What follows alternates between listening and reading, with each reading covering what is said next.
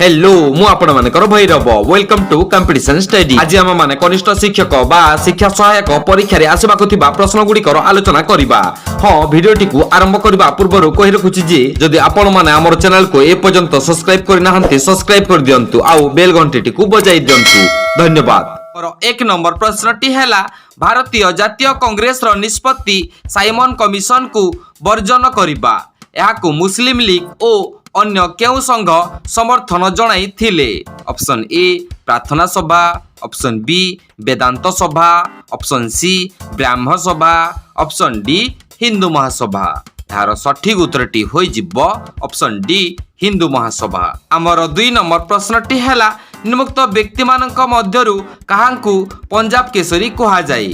Option A बाल Gangadhar Tilak, option B Govind Ballabh पंथ, option C लाल Lajpat Rai, option D Udham Singh. यार सठिक उत्तरटी होई जिवो ऑप्शन सी लाल लजपत राय।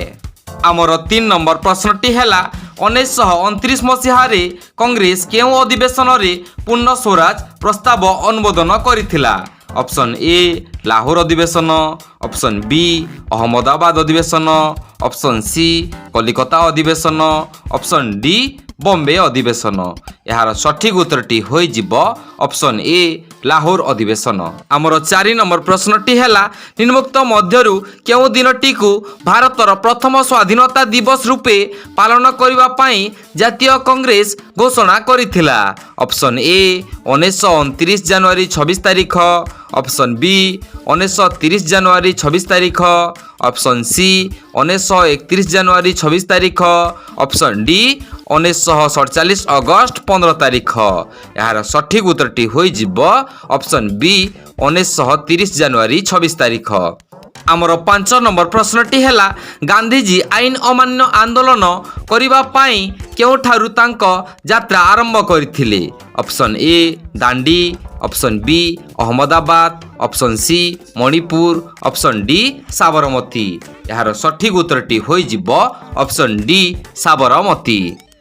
आमर 6 नंबर प्रश्नटी हैला आईन अमान्य आंदोलन समय रे ओडिसा रे केउ कार्यटी सफलता लाभ करिथिला। ऑप्शन ए चौकीदारी करण देबा, ऑप्शन बी लवण करण देबा, ऑप्शन सी रप्तानी करण देबा, ऑप्शन डी विदेशी वस्त्र व्यवहार न करिबा। यार सठिक उत्तरटी होई जिवो ऑप्शन डी विदेशी वस्त्र व्यवहार न करिबा।